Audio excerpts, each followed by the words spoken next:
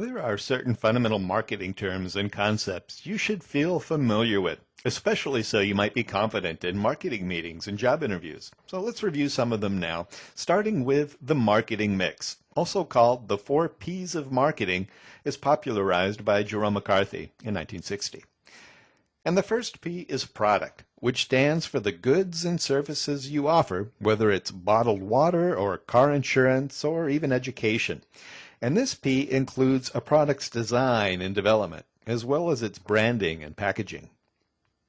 The next P is place or location, and it's just where a product or service is offered for sale and how it gets there.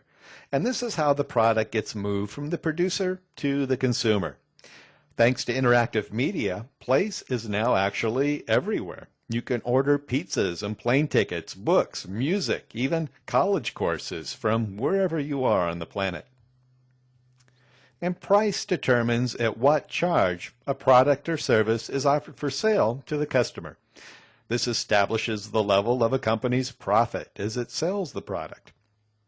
Price has also been impacted by interactive media. You can now simultaneously compare the price of a given product or service between any number of vendors, such as when you purchase an airline ticket. And promotion. And this is how you let the consumers know about your product or service for sale. And this is done through advertising, personal selling, sales promotion, direct marketing, and other forms of publicity. Now, we could readily say these 4 P's are old school marketing, deeply rooted in 20th century and earlier eras of thought. But if there is one shift that sums up the modern 21st century marketplace, it's that now the consumer is super empowered through instant access to information and competitors' prices and even sharing reviews with one another. So the traditional 4 P's may well benefit from a rewrite according to a customer's perspective with the new 4 C's of marketing.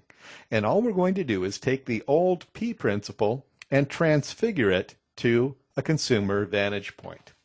For example, customer value. And that's how a product benefits a customer from the buyer's point of view. And cost to the customer. And this covers price plus the other customer's costs, such as time spent traveling to a store or the shipping charges for a product bought online. Convenience for the buyer, or how easy is it for the customer to find information about a product or service as well as purchase it. And communication.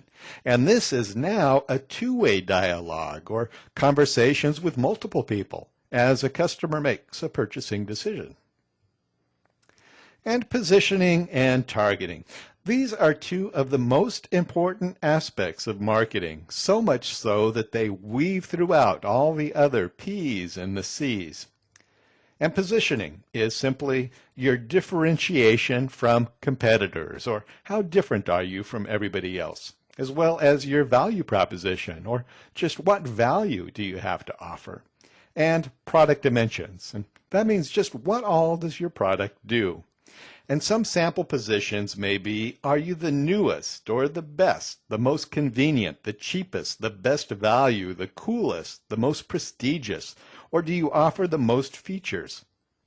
For example, how do you position yourself as a person? Are you smart, hardworking, skilled? Do you make the lives better for the people around you? Now that may be your position, for example, as you try to appeal to possible employers or even a potential mate. And targeting simply answers the question, who are you positioning your product for? And this can also be measured in terms of demographic segmentation, which we'll consider in a moment. Now, value proposition and product dimensions answer the question of just what do you do and what are the various dimensions of your product. For example, for many years, the big toothpaste battle was between Colgate and Crest. Colgate promised white teeth. Crest featured the American Dental Association seal of approval as a top cavity fighter. Well, then along came Close-Up, which offered a gel that claimed Not only will we make your teeth cleaner, but we'll make your mouth taste fresher too. And their slogan was "Get a little closer with close-up." It was a great proposition, and they won a big chunk of the toothpaste market. Well, soon Colgate and Crest jumped in with their own gels. Then along came the pump dispenser and Arm & Hammer's baking soda toothpaste. Well, then Colgate Total offered a gel and a baking soda and a pump dispenser and said it will fight cavities, freshen breath, reduce tartar, and fight gingivitis all at the same time, all within a single product. And it's called adding dimensions, or expanding your reach into new demographic segments, or going deeper within your existing segments. Well, marketers are going to position their product and services according to the demographic characteristics of their target audience. Some of the most important demographic measures are these. Gender, especially in many cultures where women are the primary decision makers for purchases. And age, young people certainly buy different things than older people. And income, especially considering disposable income, which can be important for the sale of non-essential items or even luxury purchases such as travel. And education. Now, asking how much someone makes may be a sensitive question, but not so much asking about their education, which most people will readily discuss and may give you some indicator of their earnings. And location. For example, people in tropical climates will not likely be buying many heavy winter jackets. And marital status. Married people have different spending patterns than single people, especially once they have babies. And culture. And this is a complex measure and could well be the topic of an entire course in itself. Now, each product dimension and each target segment requires a different marketing strategy.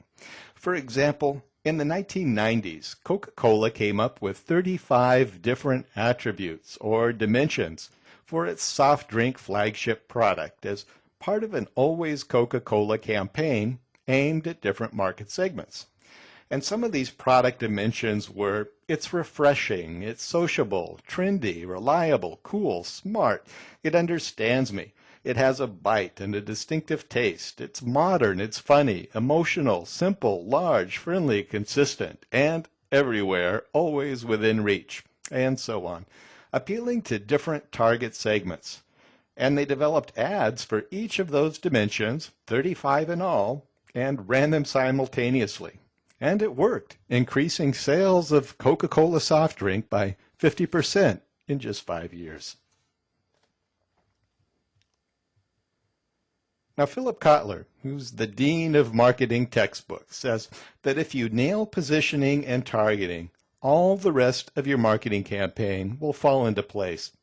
And I'd suggest if you just nail targeting, then even position will fall into place on its own. Let's say I segment my market to a target of 1, which is you. And if I know your happiest memory, if I know what scares you in the middle of the night, if I know what makes you feel safe and cherished, and if I can make you feel that no one in the world matters to me more than you do, well, then I might well win your loyalty, simply based on the position that I know what you need and I can meet it. And the moral of the story is know your audience, know your target, know your people, first and last.